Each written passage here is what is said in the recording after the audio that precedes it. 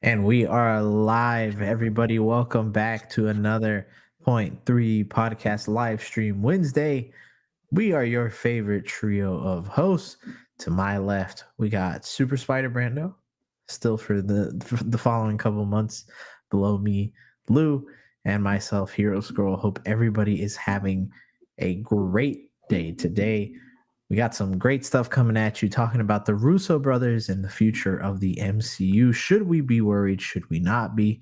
We're going to be getting into that. But of course, if you're watching this live or after, thank you so much for watching. We appreciate every single one of you.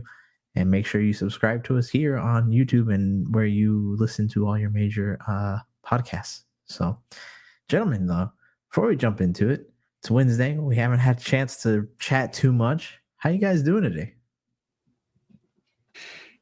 I'm feeling fantastic. We're leaning into the Fantastic Four and Superman, baby. I don't know what it is, but like for me, I feel like we're weeks away. So I'm not gonna lie, it is dominating every thought that I have, every conversation I have with people. They're like, "You're the podcast guy, yeah." Superman movies coming out, Fantastic Four. Which one looks better? Like, it's everywhere all the time. I'm here for it. Agreed. I'm hyped. I can't I've been saying all over the place that once we truly get into like the month time frame of where they both come out, like June, it's gonna be crazy. Is when their true marketing campaigns start of not really necessarily battling each other, but both Marvel and DC will definitely be getting their strides going and putting these brands everywhere. So I'm excited to see that and just kind of see what people talk about more, which one trends or tracks better. But at the end of the day, we want them both to succeed. So it's just hype to be hyped for both. Yeah. Again, I mean, continuing on to last week's conversation and a video that we put up this week, it's a good time to be a superhero fan in general. And we're not going to retread that whole conversation, but like there's genuinely, and I think I felt it a lot more this week, to your guys' point about like Superman, Fantastic Four, and then like all this news and rumors coming out.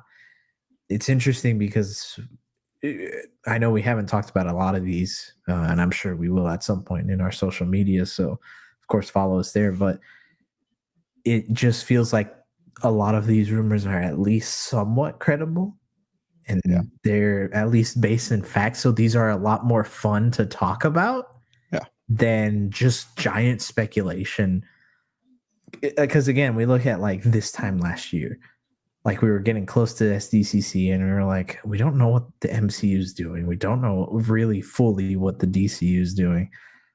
Again, the running joke that we had here on the podcast for a while was like 1 week Kang is back. The next week was he's gone. The other week he's back. Now we're getting like more juicier stuff here and there. Yeah. Now we're getting like stuff that like actually kind of sort of makes sense for some of these rumors. So there's a calm before the storm for sure. I got that nervous energy. Yeah. Yeah. It feels surreal. Like, it does. It's crazy.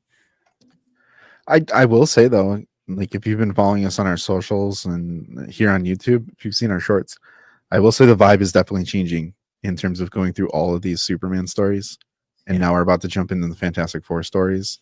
And like we're reading some peak of all of these stories. And I've never read them so close to each other, but enough space to where like we're still talking about them on the podcast. So like you're debriefing and kind of like not washing them out, but like leaving the residuals like goodness inside of you to go to the next book. That's I think that's aided to the hype point. It was a 10 and I think that took it like a 12. Yeah. And you know, it feels good to read too, because I think at least for myself personally, just because of life and then doing like all the hype and stuff from last year and the movies and everything, like it felt like comic books in general took a backseat. And I think it's cool that now they're coming more at the forefront because of these movies and because of things like this with what we're doing in this prep. It just feels good to get back into them again. But Go ahead. Go Funny ahead. you say that because I was just telling Hero that I recorded a very big comic talk of going through everything in my comic collection for my own TikTok, and it feels good because I'm like, I haven't read 10% of what I have, but I'm like, I can't wait to, like, I finally feel motivated to get back into it. Not get back into it, but to truly go through all of these. And it's been great Kickstarter with all these peak Superman right there. Honestly, I think a lot of that's built a lot of good reading momentum. Reading momentum's huge for me. Like Yeah. I am a Yeah. snowball reader. Like I can't just pick it up at any point. Like for me, it's like starting a car that won't start, and then you're like, I don't think we're going anywhere. And then all of a sudden we're going 80 down the highway, and I'm like, no one's stopping me. Seatbelts off. I'm like anything can happen. It's wild. Yeah. And it's same here, because I think last year it kind of started with like the bigger Century piece where it was like Century. I've read Century, and then I started reading like a bunch of other miniseries that I didn't really get to talk about in general. But yeah, for me, it's like once I start reading, it goes down pretty quick. And now that we're reading Superman, we're going to be reading Fantastic Four. Like the other big thing that I really want to do, at least for myself personally, is going back and reading Green Lantern stuff, because there's such a long history, and I really want to be ready for Lanterns when that comes out. So yeah. Last quick thing, no plug to what we do every week, but watching still has not gone to the wayside. This whole Superman prep has got me really fiending to jump back into the animated universe on the newly dubbed HBO Max, which is stupid. You dropped it in the first place, you big dumbs. But anyways, Justice League Unlimited, All-Star Superman, those are two that I really want to go back through and watch. Animated All-Star Superman. Fantastic. It. I highly recommend watching it. If you've read it, watch it. It's sweet because it brings that story to life in a different way, which I think is super cool. I don't want to spoil it, but dude, the flyby is just like, I hear whoosh, and every time you do that, whoosh, whoosh. our old transition on the podcast. But that and your boy dusted off some DVDs for the Fantastic Four over the weekend. So yes, I do have a DVD player, and yes, I'm going to be using it, and yes, you probably will see a clip of it on a screen near you in the future. Yeah. Yeah. In case anybody here doesn't remember what a DVD is, which some people don't. So. You'd be surprised. You'd be surprised. You'd be surprised. You know what the good thing about DVDs, though, kind of like the lost art of them, is all the bonus stuff. Dude, the bonus stuff is sweet. It's amazing. And it sounds way better, by the way. It sounds fantastic. Yeah, I love that little disc sound. Oh. Yeah. Especially for Fantastic Four stuff, that's going to be clutch. Especially like getting some insight on those old movies that don't age well, but seeing like if hopefully the cast had fun making it and stuff. Yeah. Good times. To it. Bring back bonus features, man. Bring back bonus features. Bring back blooper reels. Without paying an extra $20. Yeah. Just put it in there. Put it in for free. Yeah. I'd watch. People would watch. Yeah. I think they would. Probably. But they're watching us right now. Yeah, they're watching us. So let's go ahead and talk about the thing that we've been kind of prepping for the past 2 weeks. Last week, we prefaced it with a OP character conversation talking about what OP characters entail for basically all mediums, but also how a lot of that carries over into the MCU. Because we noticed that a lot of people didn't really understand fully what an OP character or a superpowered character entailed. But the Russos had their hands in a lot of them, right? In between Avengers Infinity War and Avengers Endgame. And there's a debate that we're going to talk about as we get into this live stream about, hey, did they handle them well? I think as it ages, that question starts coming up a lot more. And now a lot of people, including the channel's best friend, the unofficial best friend of the channel, Daniel RPK, which actually inspired this whole rabbit hole we went under of, can the Russos actually handle these characters? So, gentlemen, and I'm gonna kick this, Lou, over to you before we jump into that specific question. Overall, with your feeling on the Russos, both kind of before pre-Infinity War or pre-Endgame, pre-now, how do you feel about them, or how did you feel about them? It's a tough conversation because I feel like it's like a devil on one shoulder and angel on another. And it's like, it doesn't feel good. And then the devil's like, but it gave you some of the best moments of your superhero comic book live action life. And I'm like, that's true. And then the angel's like, yeah, but like the best movie is really just focused around a singular character in Cap. And I'm like, that's true. But then the other one is just like, yeah, but remember that scene in Infinity War and Endgame? And I'm like, oh, that's true. So I go back and forth on this whole thing. But really, for me, I had to sit down, and after our conversation last week, I felt like I was still missing, like, it was at the tip of my tongue, and I couldn't figure out what it is. And I think the big thing of why I struggle with the conversation of the Russos being able to handle Secret Wars, or Doomsday specifically, is based on their pacing and momentum of their movies. And I never really caught it until I thought about this. But they're always moving. It is jumping, it is moving, it is building towards the next mini climax within the movie that's centered around action. And the breaks aren't really breaks where you sit and like the characters can kind of like, you can lean into the characters and the moments and you can feel something. They break that up with comedy and the haha. And I think a good example of that is obviously with Thor. And for me, I'm like, is that going to work? Because it worked with Cap 2, Winter Soldier. You saw some issues with it in Civil War, which made it feel a little long in the tooth. With Infinity War, you kind of felt that as well. And then Endgame, I think they just kind of cut loose and they're like, ah.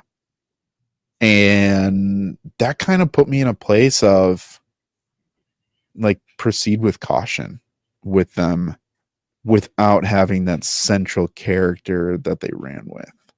And that for me is the biggest sticking point. There is no Cap for them right now. And that makes me very, very nervous. End statement. Yeah. No, I have a question. Do you have any, with all the non-MCU movies that the Russos have done? I know this isn't really, kind of relates to it, but with all the non-MCU movies the Russos have done, does that concern you guys at all for these next two movies? I'm gonna like you mentioned the style of like comedy that they refer to, and I don't know. I completely zoned out on exact the word I was looking for, but the type of like style of films that we got that aren't MCU weren't too well received from the mass audiences compared to their MCU counterparts. So I know some people think that's like such a big thing going against it, but I don't think so. I think they'll be able to work with what they got. Well, you know what? No, real quick. You know what's funny about that point is, and we can talk about some other shows or movies, like if you guys want to reference anything. But real quick, I think the thing to make note of that is it goes back to, are they an MCU star or are they a movie star type of thing, right? People are like, can you make a good movie? And like, well, they can make a good MCU movie. And I think the stigma with that is, well, then are they really good directors or not? Like it begs the question, if you will, to know that they kind of stepped away, still had a Chris Evans, did what was Ryan Gosling is in that movie that won Gray Man or whatever it was. Yeah. Like, it was cool because you saw the Russos were on it and you're like, oh shoot, I'm gonna check this out because it was a few years after Infinity War or Endgame. Infinity Game, if you will. And they just disappeared. You're like, okay. And you're like, are there movies good? And like, you go to IMDb and it's just like, yikes.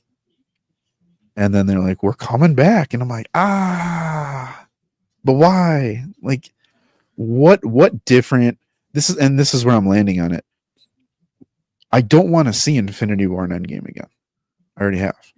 And I think that's the thing for me, to your point, Spider Brando, is like, I don't know what else you've done outside of the MCU that makes me feel good about you coming back to deliver on an ensemble movie. Yeah. I gotta agree with that too. And it isn't because of the flops necessarily, because I think the way that people kind of view, like, most of the movies that they've done outside of the MCU have been streaming movies, so it's kind of hard to gauge like how well a flop is in comparison to something else. Just their ratings alone don't really. Yeah, ratings. Exactly. Ratings don't really do as much justice to a film, right? Or at least not justice, but it doesn't push forward what I think a lot of companies are determined. Because the thing is, even if the ratings are bad, if 7 million homes watched it in its opening weekend, then technically that's a good number. And if it stays in the top 10 movies for Netflix in 5 weeks in a row, then like that's pretty good when you have stuff that's constantly releasing. So like that's the kind of hard thing. But what I will say is that when you do look at their films, and the only one that I haven't watched that they did outside of the MCU is their newest one, The Electric State, with Chris Pratt and all. Chris Pratt, yeah. I haven't. That's the only one I haven't seen. But I saw Gray Man. I saw what's the other one? Cherry. Cherry. There you go. Yeah. It was okay, and I think just ultimately for what it felt like for me was, it was a good action movie, but that was it. Like I would never be like, that's at the top of my list to watch again. And when you think about that, a lot of the issues that are present with those movies are the things, when you really get down to it, are the things that are present in Infinity War and Endgame. Like, it's at the end of the day, it feels like we're just here for some cool action moments, and that's it.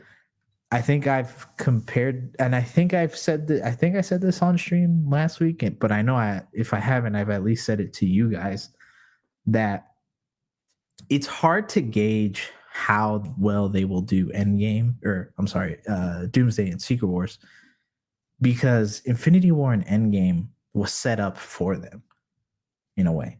They got to play in a sandbox that they partially helped create with Winter Soldier and Civil War. But most of that sandbox was built by everything else that the MCU did. Yeah. So they were placed in there, and they said, Kevin Feige and Disney were like, go have fun. They were like, cool. They went, they had their fun, they did what they did, and then they took their ball home and they left. Fast forward so many years later, they bring them back. Now the sandbox has expanded tenfold, but the mess that they originally made in that sandbox is still there. And the mess that the construction crew made while building their sandbox is now also there. So they now have to clean up their mess and everybody else's mess from the MCU. It's a big ask from anybody to do in only 2 films. So yeah, I'm worried beyond them just handling OP characters. To that point, Spider Brando, knowing what Hero just said and understanding that Infinity War and Endgame leans so heavily on fan service, does that raise the flag even higher for you, or does knowing that they did have so many moments that fans could latch onto because of Phase 3, then it's like they could build that same momentum again? I don't think so this time, just because they have no setup. Like you just mentioned, Phase 3, they had to build off of like the culmination of all that. But I mean, right now we're just gonna get nostalgia fan service, kind of like what Deadpool and Wolverine did. As good as Deadpool and Wolverine was, and we all raved and hyped over it, there was a lot of nostalgia that went into it. And bringing back the X-Men, like Alan's Nightcrawler and Mystique. I forgot the actress's name off the top of my head. Ian McKellen's Magneto. Charles is coming back, right? That was he on a chair? He got his chair. Yep. Yeah, Patrick Stewart. We know we're gonna get some form of freaking nostalgic fan service moment of just seeing these characters on screen again. Because the last time we saw them, there's similar universes is what we got in Deadpool and Wolverine. But I do think the Russos can have some plan to make it work, and this time the multiverse is at play. So, like, a lot of critiques that people had with the Russos with Infinity War and Endgame was how they handled the Guardians and kind of took James Gunn's Guardians and like dismantled them and kind of ruined what he wanted to set up. With the multiverse, he could take a team like that and then they could just say it's from like, it's not like the X2 or like that same exact universe and kind of have that wiggle room, just like what Deadpool and Wolverine did. So I know it's kind of counteracting nostalgia bait fan service, but just kind of just writing it off like that. But we'll still definitely get those cool moments.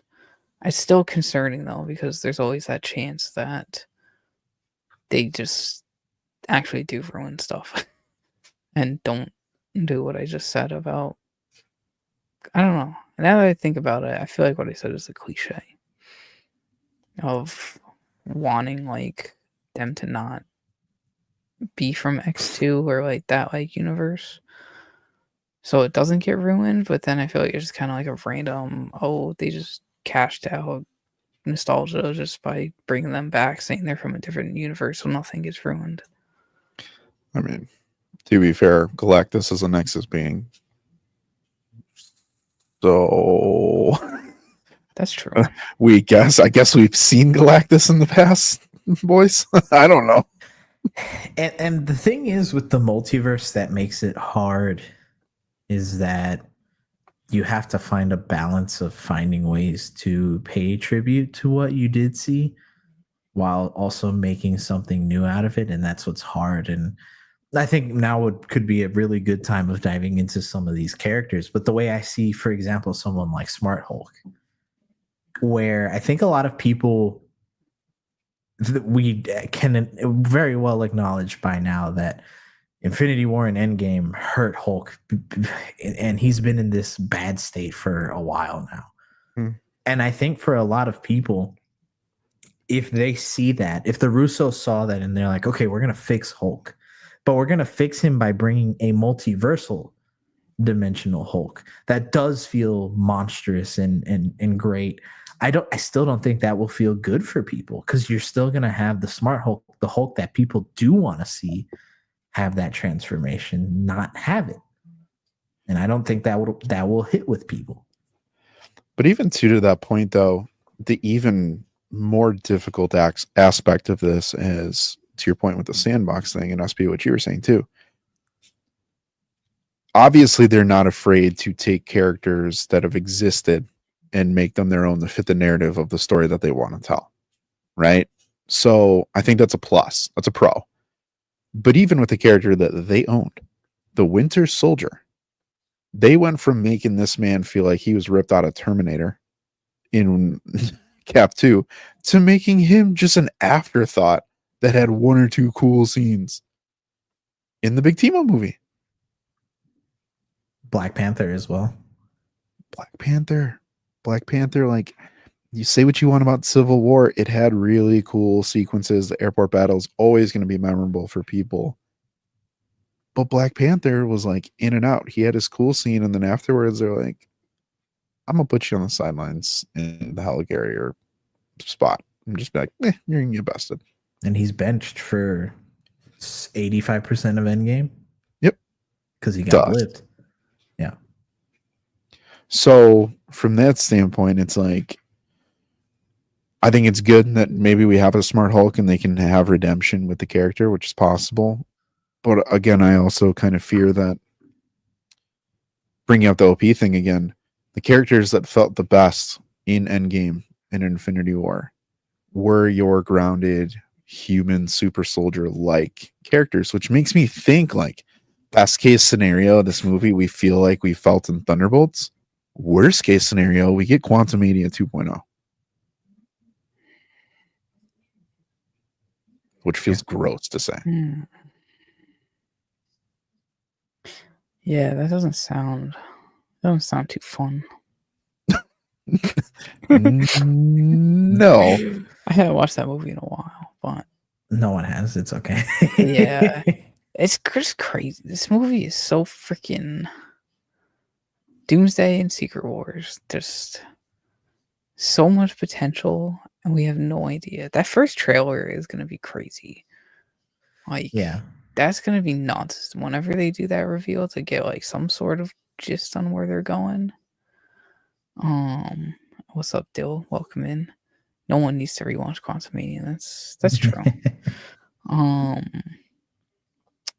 But they have like 0 to 100, essentially, just like you just said.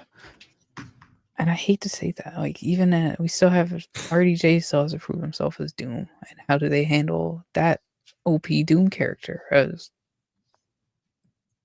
someone that was just playing Iron Man who has like no powers besides a suit? And that's gonna be interesting. You activated my spell card there. Oh shoot! That I wanted to that I really wanted to transition into. Yeah, and insert Yu-Gi-Oh meme here. Great minds think alike. Yeah, but you think about Doom, right, and how we're like they have to introduce him well, because a lot of both this movie and Secret Wars hinges on how well Doom feels. If Dr. Doom comes out and doesn't feel great, it's gonna suck.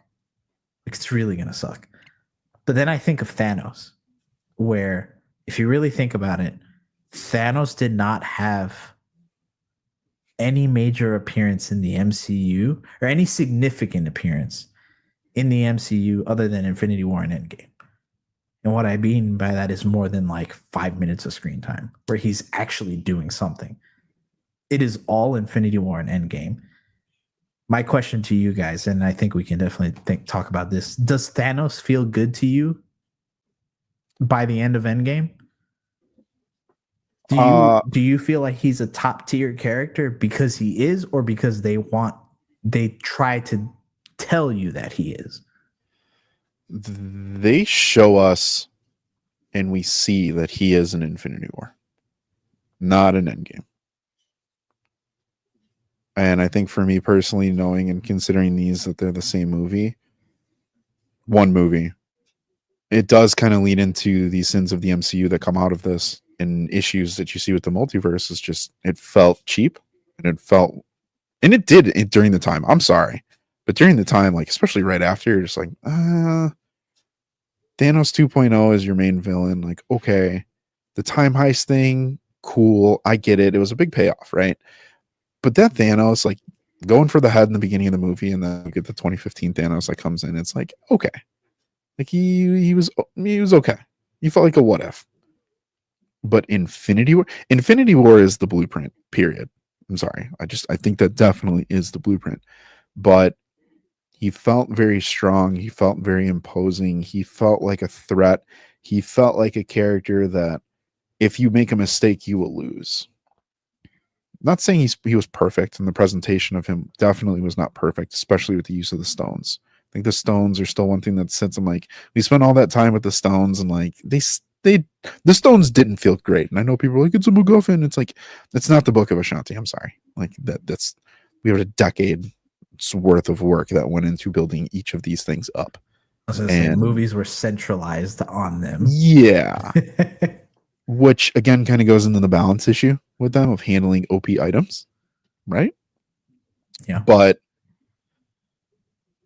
where I land on Thanos is one of the best villains. I think they did a very good job. I think the things that I wanted them to do with some of the heroes, they did with Thanos. But again, it just kind of showed the focus was centered around a handful of characters, him included. Yeah. It's funny to me that you say that, because I think Thanos is one of the best villains if you don't think about it too much.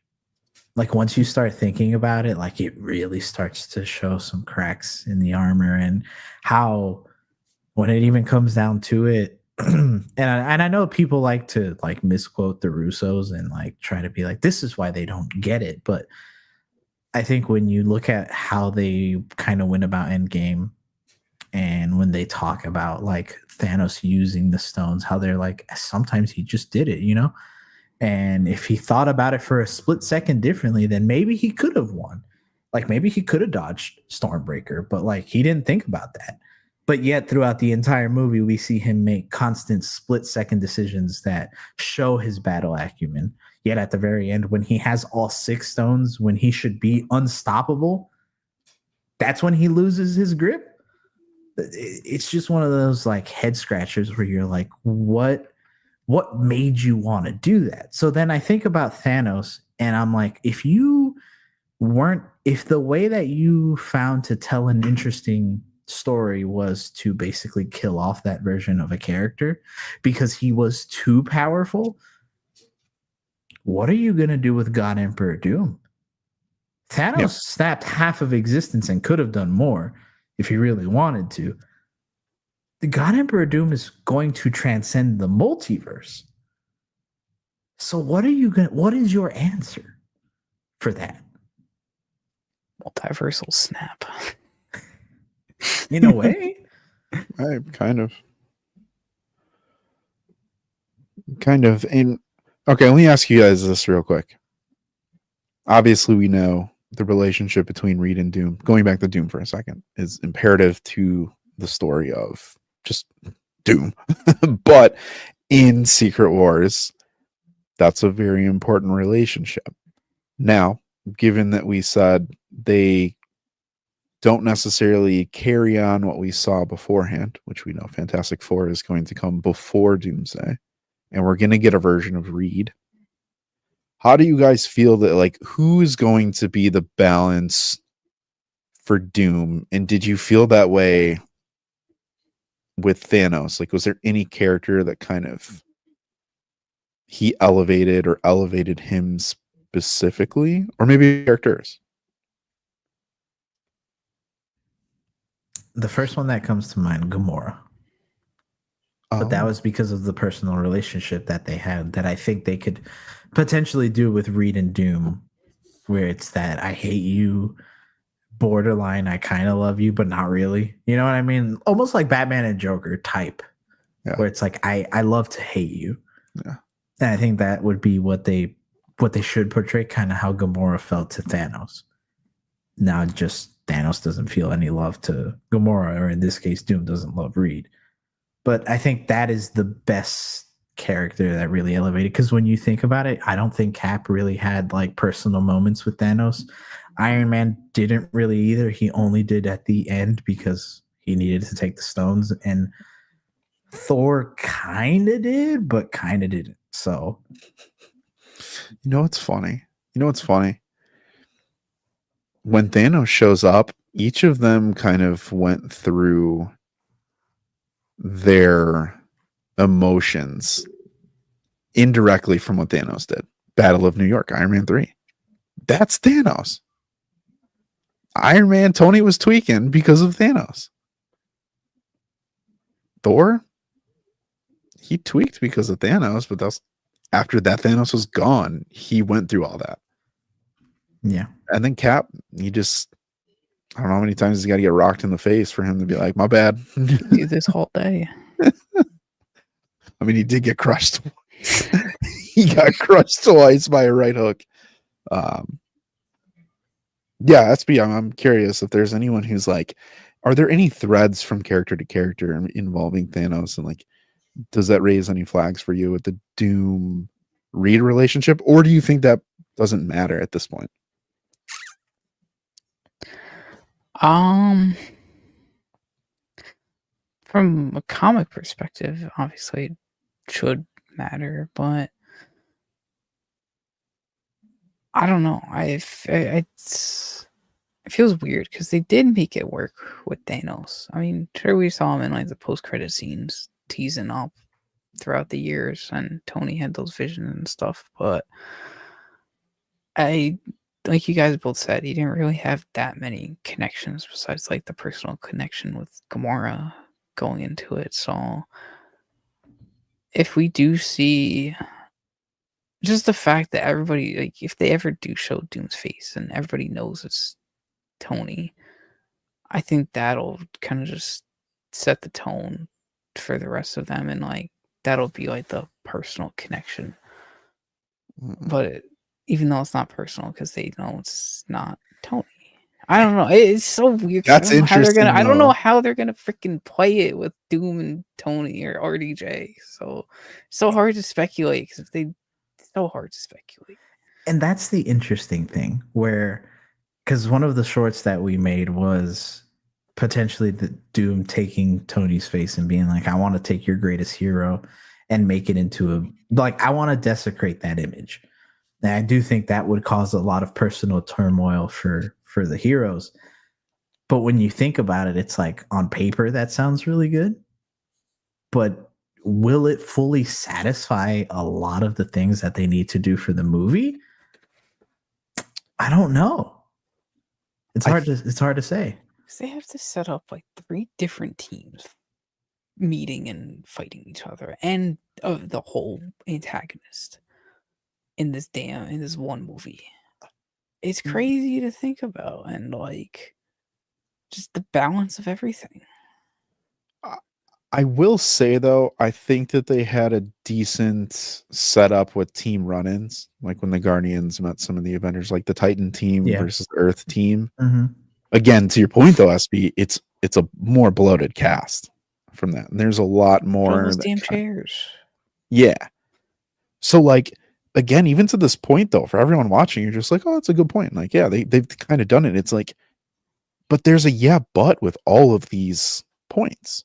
Yeah, the Tony thing can be a connection for the characters between protagonist and antagonist, but does it really feel good that we're going to say he has Tony's face, so that's why Tom Holland's Spider-Man cries? I don't know. Would you like that, SB? All right. I was going to say, take the Spider-Man bias aside, because I was afraid you were going to say yes. No. I don't want freaking Doom and Spider-Man rivalry shit or whatever. Like, people think, because it's just of how much of a mentor he was. I don't want that whatsoever. I think that's not fan service for you. I mean, it is, but stupid, because I know. What if he calls him Iron Boy Jr.? That would be hilarious. That I know. I do not want that to happen. I have friends that hate Tom and give me shit on him being Iron Boy Jr. So they will just spam me with actual canon of him being Iron Boy Jr. So I do not want that to happen whatsoever. I'm feeling a little evil, Mr. Parker. If he gets a symbiote and happens to fight Doom, then like cool. But I don't want him to be like, I don't want it to be like Doom versus Spider-Man. That's stupid, in my opinion.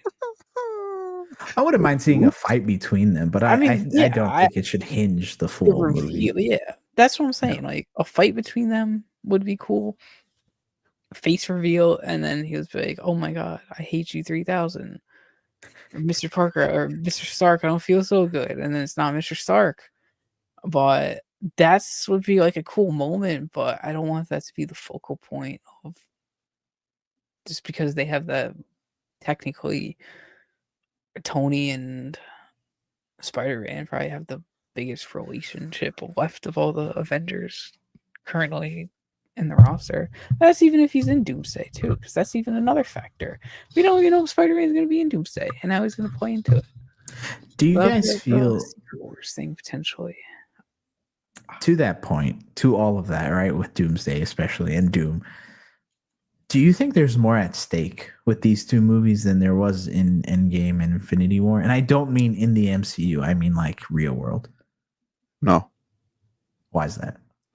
I think Oh, go ahead. I was going to say, the main reason I say that, a lot of people, not us, but a lot of people, tired of multiverse stuff. A lot of people want an MCU rebooted universe. So if these movies fall flat and the reboot still comes, right, but the movies suck, is there not more at stake where Endgame and Infinity War didn't really have all that pressure? And also, let's be honest, the DCU is rising up currently. there's competition now. Look it up. Yes, sir. I mean, here's the thing when you say that, though, where my head goes. Falcon or Captain America and the Winter Soldier movie, Cap 2 and Civil War kind of set up their respective phases. Whereas 2 and 3. Whereas Infinity War and Endgame obviously ended it, but we didn't know. Like, there were no expectations, which was a good thing. Once we saw Infinity War, we're like, oh my gosh, like the expectations for Endgame were even higher. The thing is that movie was done. So there was really no pressure on Endgame for the most part. Like, they didn't have that. Yeah, reshoots and all that kind of crap and stuff that went into it, fine. But the premise of the movie and stuff was done.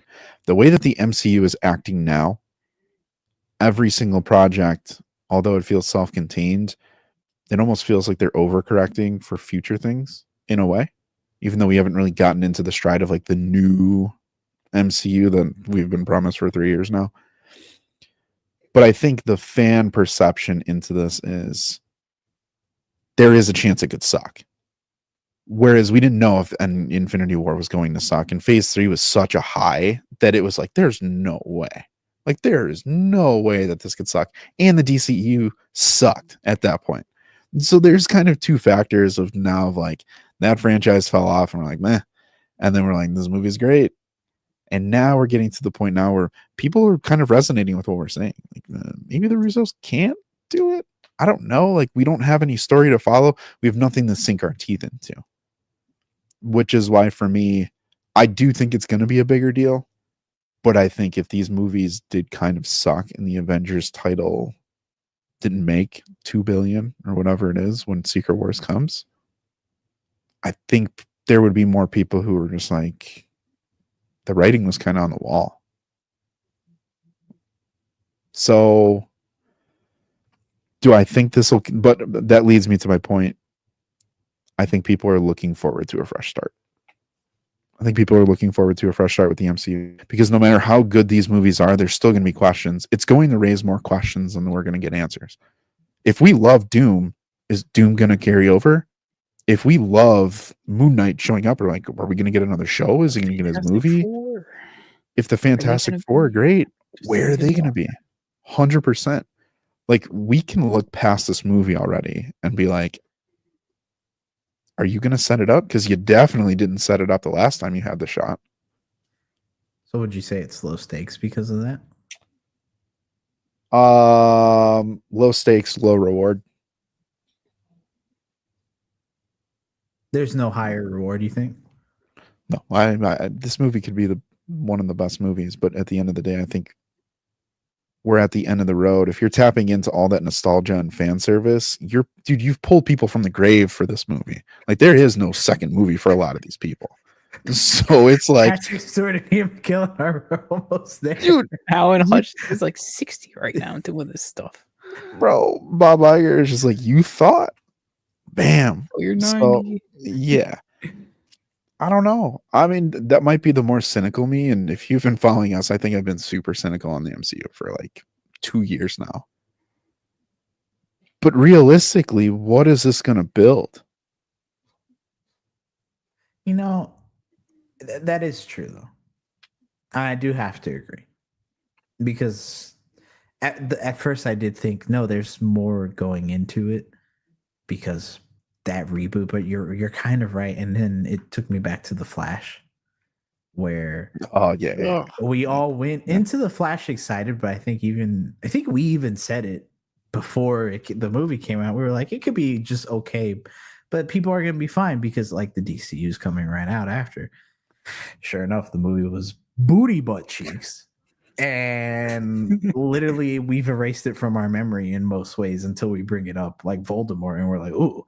Yeah, like, oh, hated that we talk about that. And I think people are looking over the fence for what the MCU is doing, and I think people want Doomsday and Secret Wars to be good for the reboot to feel better. But yeah, I don't think at the end of it, if it sucks, I don't think there's much of a bounce back.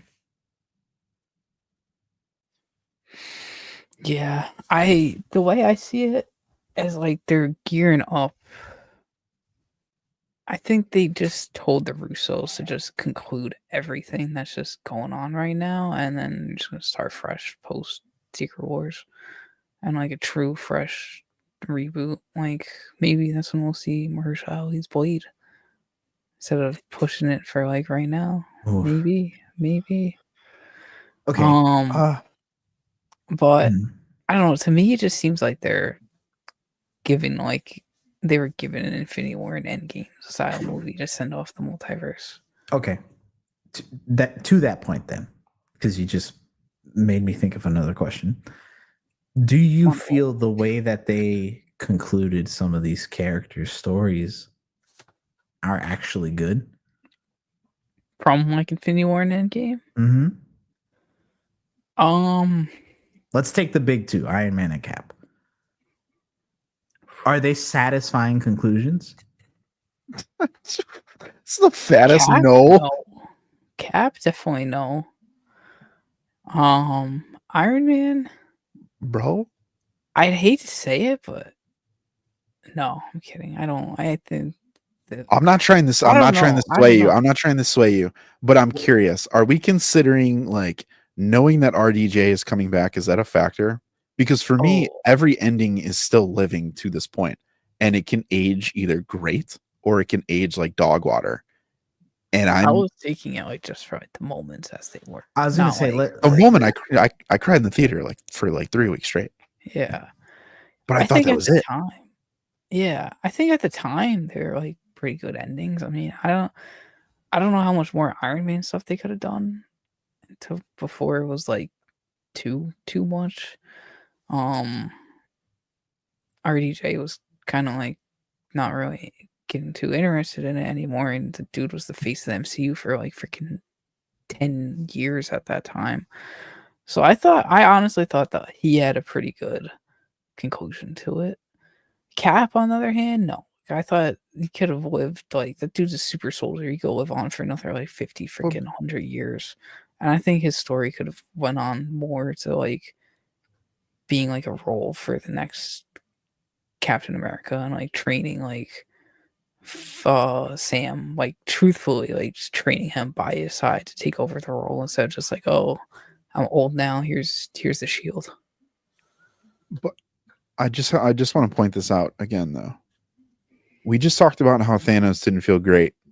They gave him a really great, strong ending, and then they brought Man back for a movie that didn't age well. They literally are doing that with Robert Downey Jr. in real life. Yeah. And like, I'm sorry, but last year when we saw it was him for Doom, we were like, this dude's still like, yeah, like, well, what? Like, why? You could do anything. You can literally do anything. And for me, that feels like a cop-out. And for them to keep saying, like, we couldn't envision anyone else to play Dr. Doom and bring this character to life. I'm like, really? And that's why I say it's worrying when you're like, okay, you only had to tell 10 years of storytelling and you had to wrap up ideally 2 characters. Let's say Kevin Feige at the time said, hey, Cap and Iron Man, we're done. We need a new gen. That's it for them. Write them off. And at the time, let's just take away the RDJ Doom announcement. They're only 50-50 because Cap doesn't feel good. And I would say Cap doesn't feel good not because of the fact that the story ends for him. It's just, it kind of goes against kind of what he was learning in Civil War and Winter Soldier, where it's like you keep going forward with your life. You don't look back despite the past regrets that you have. Haley Atwell moved on, bro. She had kids, man. And you're like, I don't care. I'm going back. Going back for I want my story. Yeah, I want that. And we're like, what happened? And he's like, can't tell you. Yeah. I'm not going to tell you. Bye. That's unsatisfying. That's super unsatisfying. Why do you think everybody wants that damn movie of freaking Cap returning the stones? But then not only that, he left a timeline that was like literally in shambles.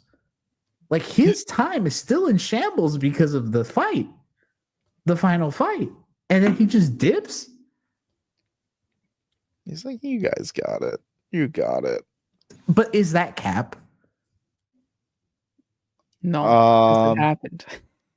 It's not. And you know what? That statement goes well both ways. It's not Cap because it's not Cap.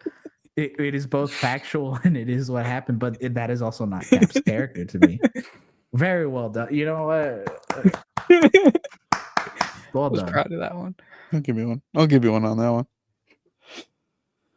one. Here we go. Here we go. They were able to set up the Falcon and the Winter Soldier because of Cap's decision. Ultimately stunk. They were able to set up Loki. That was cool.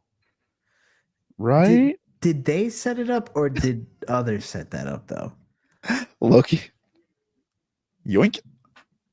That's like the praise that like that moment in hindsight so small, but that was a good job. That was a plus for the MCU post snap, if you will.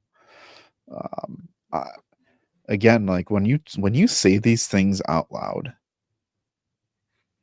I'm like, okay, this isn't great.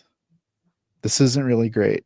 And again, these are all reasons why I have concerns for characters, especially like a Daredevil. Do we feel good if a Daredevil would show up in an ensemble movie that was very similar to Endgame or Infinity War? Probably not. Would we feel good if Moon Knight showed up? No. Probably not. Would we feel good? Rival Moon Knight. It's true. Shout out Fiscal Country. They're just characters that I think that fans want to see that would lean into fan service, but I think we would get the She-Hulk, Miss Marvel, Monica Rambeaus of the world that people are like, some really don't want to see, and those that do want to see it can be honest with themselves, like us here at the Point3 Podcast. I'm going to speak for us for a second. Tell me if I'm wrong, but I don't want to see any of them again. There's no part of me that wants to see Miss Marvel with both bands. I don't want to see Monica again, even with her post-credit scene that I think is going absolutely nowhere. And I probably don't want to see Captain Marvel because every time you show up, you do like one cool thing, power up, and then you're like, gotta go, gotta blast, Jimmy Neutron Jr. I was literally going to say gotta blast when you said gotta go. So like any residual carryover, like strong character that we're like, hey, you've worked with them before. There's not one of them that I would feel good about being a focal point in a Doomsday movie besides Tom Holland. Yeah. And they did do a good job with Tom in Civil War. I can't lie. That was very awesome. That was cool. Spidey That was a good setup. Yeah. Spidey introduction. But again, that goes down to, I think, a lot of fan service because they know and they understand the appeal of Spider-Man and how hard that carries for people. But at the core of it, from both Secret Wars comics, like Spider-Man plays a relatively small part in the story. And the story goes out there in places that you don't think of, even for its like moments that they do set up. Yeah. The moments are very much out there. And I think based on what the Russos have showed us throughout the entirety of their MCU run between Cap 2 all the way until Endgame, is that they know how to elevate the human characters to a different level and make them feel really good. Like they know how to make Cap feel good. They know how to make the Winter Soldier feel cool. Black Panther, these, almost human to above human characters and make them feel like they're special. And they are special 100%. But when it comes down to your bigger characters where they're, your Hulks of the world, your Thors, your Captain Marvels, and now Doomsday has double that many characters. And it's like, how are you going to balance all that? I just don't see it happening, especially in a story that whatever version you take from, even if it is wholly original, you have to do some out there stuff with it. And I don't know if they can pull that off. I don't, and I definitely, spinning it into a positive for a second, not saying it was negative, but just if they could do it, one of the biggest things is they just don't have time based on what they've told us. And I know we've said this, and I hear you might have said this in the last couple of weeks, that if we were to get them to oversee a phase and stretch this out for 4 to 5 years, I feel very confident that there's time that they can do it. We're basically asking them within 4 hours, let's just say 5, maybe 6, to give us the story that you told with Cap 2 and kind of do this gradual reveal of like what's going on to ultimately shield everyone's a bad guy. Okay, cool.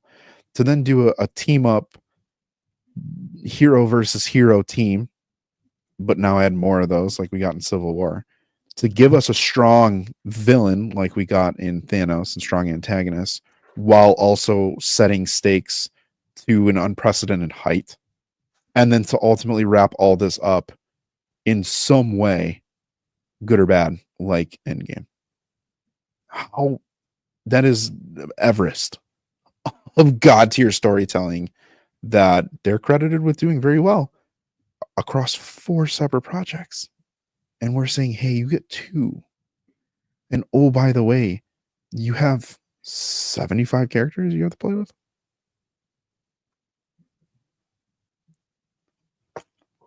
Just no time. Especially when they start filming within a year of its release date. Which I is had a nickel for every time Marvel started filming a movie a year within its release date. I'd have 2 nickels, and it's crazy that's happened twice. If I had a nickel for every time a DC movie finished a year before its release date, I'd have 2 nickels, and it's not crazy that's happened twice. Cough, cough, Superman, cough, cough, Supergirl, done. Fantastic Four started like 2 weeks after Superman finished filming. Just put that into perspective. Oh no, dude. 100%. 100%. Never not bring that up whenever I have a chance to bring it up. It's a good point, though. It's a very good point. It's a very good point. That matters. That matters because it's like because not only that, remind me if I'm remembering this incorrectly, guys, but wasn't there like various reports that there was like multiple scripts for this movie too, even after they were attached? Yeah. While filming was going on, there's a lot of actors, like a couple of the Thunderbolts actors. I know Lewis Pullman at one point said that he never read a script yet, and when we've known that I was filming for like a couple weeks. Yeah. And I do want to bring up though that sometimes this not leak culture, just knowing this behind the scenes stuff definitely hurts us a little more, because there's probably a bunch of people watching this that don't even know when movies film or don't probably think that has been done. Yes. For now, so but say this to like ruin expectations or anything, but it's setting certain expectations, like giving these visual effects artists a year and you're marketing to promote a movie when it's still like being made up until 2 weeks before. And like, both Infinity War and Endgame had sketch visuals. To be honest, I mean, it was a pretty CGI heavy movie. Yeah. That's a good point, too. That's a very good point. All the freaking power. Like, talk about overpowered characters with X-Men. Not saying they're all overpowered, but their power set, translating that onto the screen with all our other main MCU power sets that we know. Fantastic Four powers in there, too. Look at how kind of skeptical some people think Reed looked in that trailer. I thought it looked pretty good. But that was from within them. They were able to do that, I guess, within a year of filming, which is cool. But it could be like so much better if they just had it planned out. Like, and Like the bar should be up so here, much higher. Yeah. and it's like right in here. Okay. Maybe one last question for you guys, because and again, if you're listening to us, we're not negative on the movie and we're not trying to brag. I just think we're bringing up concerns that most fans have that some say, but some will not say loud enough. Yeah. Because I have seen people bring this up, but I think they're not focusing on it because a lot of people are trying to be like, hey, it's fun. Like, just get over it. But no, these are genuine questions that I think we can have. So my kind of maybe the last question, in case, or if there's anything else you guys want to add to it later, definitely feel free. But knowing that Kevin Feige's working closer with this movie than he has most of anything else between Phase 4 and 5 before Thunderbolts, does that raise any hopes for it? Does that make you feel better about it, knowing that he's more involved? Knowing that the person with the vision is there? That was a little bit, but there's just so much damage control at this point that like they had that whole Kang storyline set up, and just we didn't even talk about what they're gonna do with that and how OP that freaking Nothing. that OP-ness just turned into nothing. Essentially, And it's gonna remain nothing. yeah. So it's just I'm happy that he's at least trying to help course correct stuff as much as he could, but at the same time, it's just like, oh, should have been there from the start, and we wouldn't probably.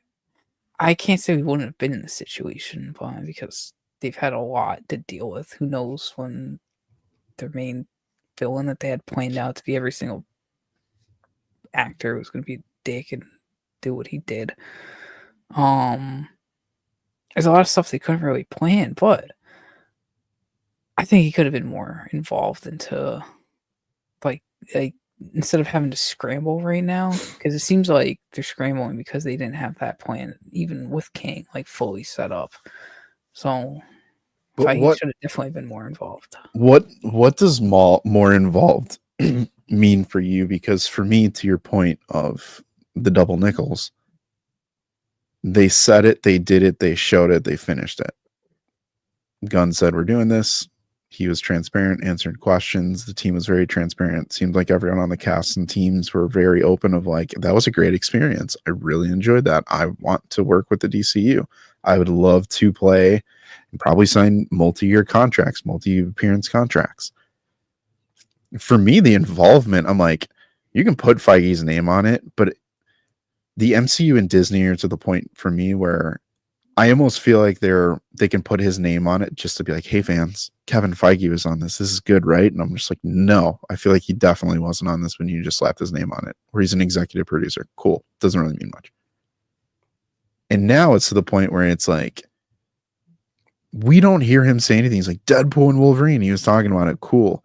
You're going to find out what the asterisk is. And I'm like, is it going to be New Avengers? And he's like, can't tell you. You'll wait a year to find out. And I'm like, okay, what the hell? Show me other stuff.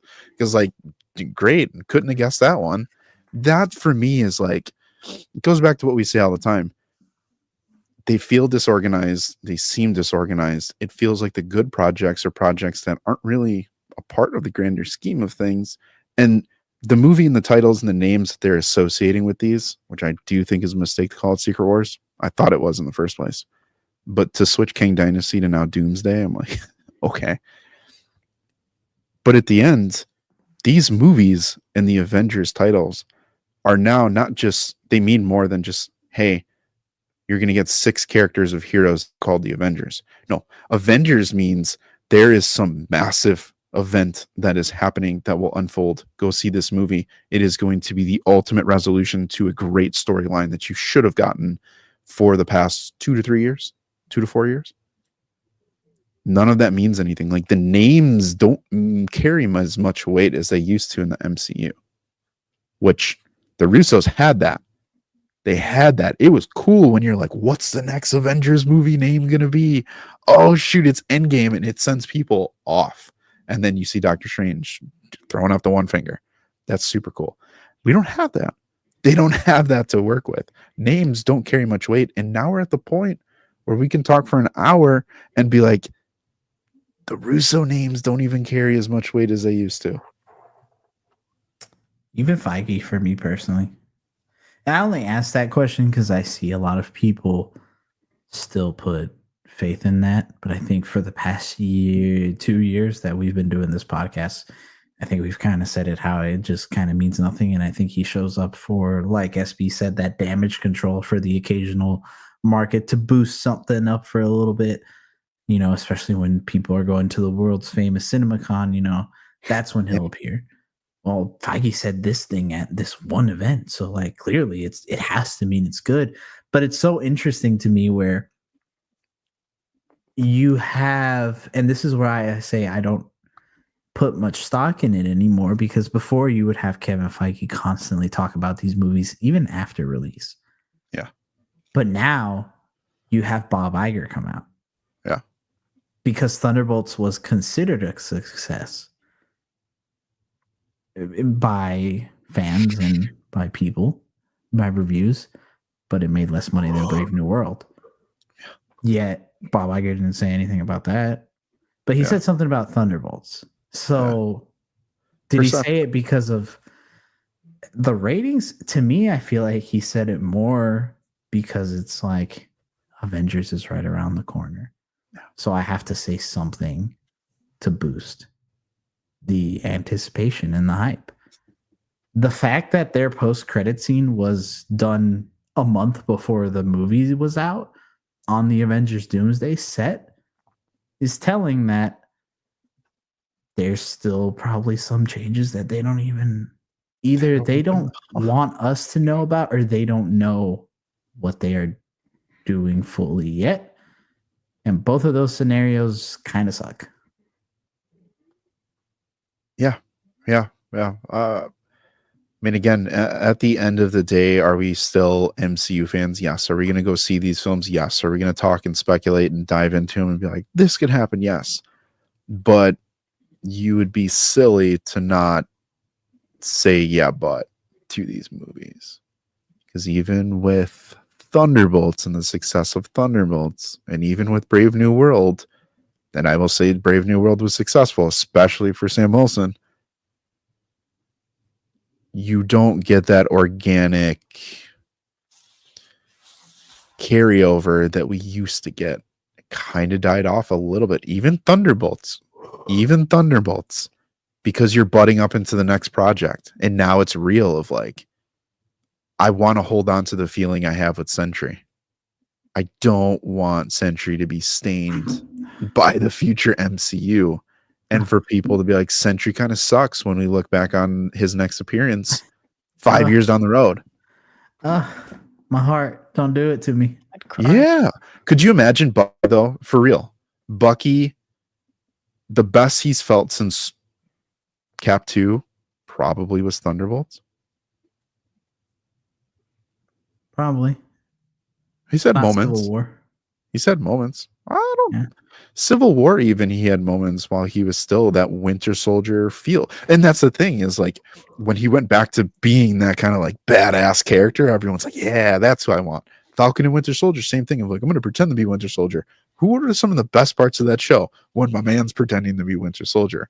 The coolest part in this movie, for the most part for him, is like the Winter Soldier's here, blah, blah, blah, blah, blah. And like he's wrecking people. That's what people love. Armed and dangerous. Yeah. Guys, like you just can't like we're not ragging on the MCU, but there has to be a real moment to where you look and see we're about to come up with one of the greatest months in superhero history, just history across all mediums. Some very monumental. But when you look at the future of each of those movies, what's potentially coming after, one looks really good and it's really green and it's really bright, happy, and fun. And the other, you're just like, that's a black hole in space. I don't know if we should go that route. And I think I'm good here. It's not even done. And it's not even done. That's the tough part. That's the tough part, and I think that's why we ask these questions while they're still filming, and especially about the Russos, about the writers, about Kevin Feige, about handling characters, is because you have all this going on. You have what is honestly, probably in my opinion, the most important Marvel movie within the past 5 years in Fantastic Four, because there is a lot riding on Fantastic Four's success. And yet the thing that's following up, which is supposed to be the next big event for in the entirety of the superhero fandom, again, is still not even done. And by the point that Fantastic Four comes around, we're 9 months away from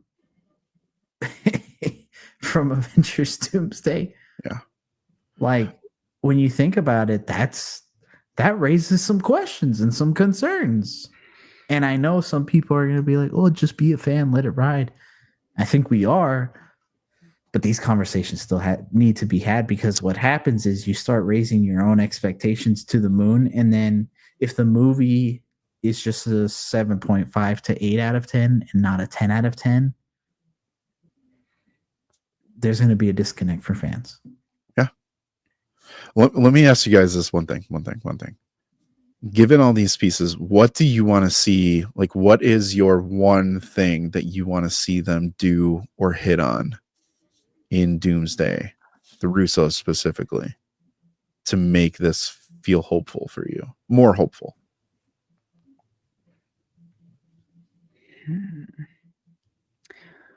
I need to. Like, where do you put the most weight?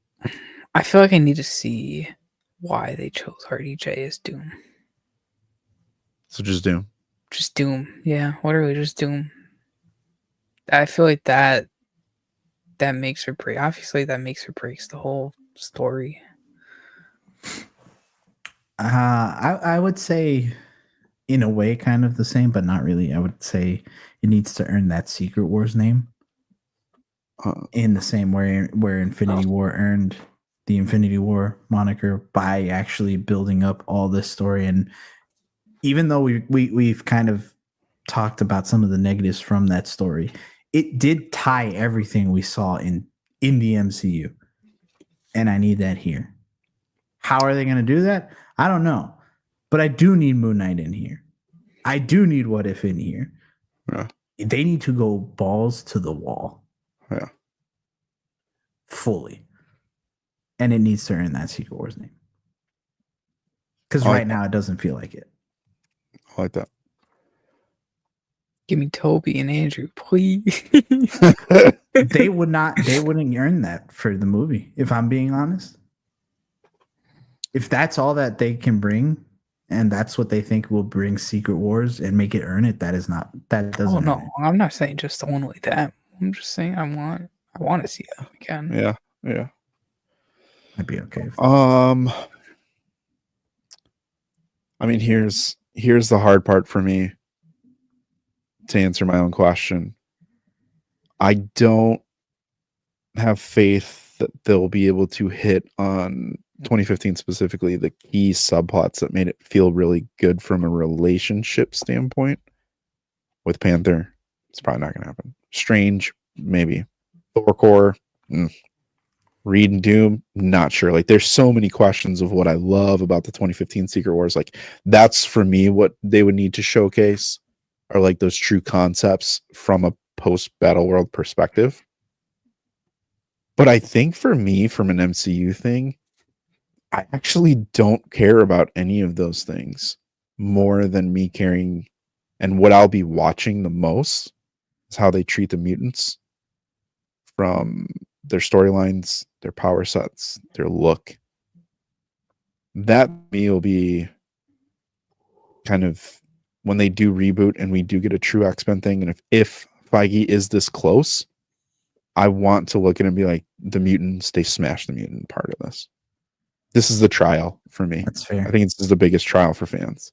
That is because fair. if that's the next thing for like 2028, 27, like we're technically, based on all the rumors and news, like we're not that far. Use this as your way to plant the seeds to be like, hey, if we do reboot or we keep whatever the same MCU and the next saga is the mutant saga, like every single YouTuber is saying it is, that has to be the part that feels really good, because otherwise we're just gonna have the same conversation of like, we don't trust anyone to, and we are skeptical, kind of, you know what I mean? Like, we have our fan casts of like, these actors and directors should probably be a part of the mutants moving forward in the MCU, but use this as your trial run. Use the temporary characters so that we don't have expectations for them to show up in the future, but give fans the hope that when we get out of Secret Wars, we'll go on our nostalgia fan service ride, and then we're like, cool, now we're in the golden age of the MCU. Now we're going to get the core characters and teams. Now we're getting back down to business. Yeah, that's how I look at it. I agree. Yeah, I think that's a good place to end it on. Again, if you're listening us to for the first time, or if you've come back to us again, we're not ragging on the MCU. We're asking questions that I think a lot of fans have, and some don't know how to vocalize it. Because I've seen a lot of people kind of pensive towards Doomsday. I've seen people excited, but I think the main ones I've seen excited are your influencers that are trying to generate that excitement. But for most general fans, there are questions. And again, this is not a rag on the Russos. This is not a rag on Marvel. We don't hate superhero films. We love them. That's why we talked about it for an hour and 15. And honestly, if we could talk about this for another 3 hours and make it longer than Avengers Endgame and Infinity War combined. So I'm just saying. But talk about it all the way till Doomsday and Secret Wars come out. I was gonna say, there you go. The original release or the delayed one? Shoot. Hitting him with some early SDCC predictions. What? Yeah. Oh, don't worry, we're gonna be getting into that. But everybody, thank you so much for watching another live stream Wednesday. 2 quick last minute housekeeping things, gentlemen. Less than a month away from Heroes Con. Yeah. The big party for us. The Point3 party, baby. Point3 party. So if anybody is going to be at Heroes Con and you are watching this in Charlotte, North Carolina, say hi to us. We'll be there all 3 days at some point. So if you see us, say hi.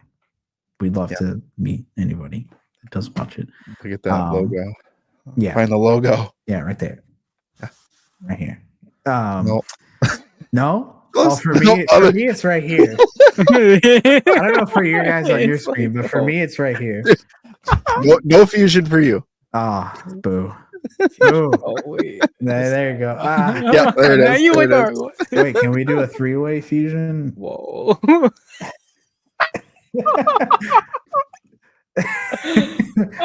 Sold. Yeah, there we go.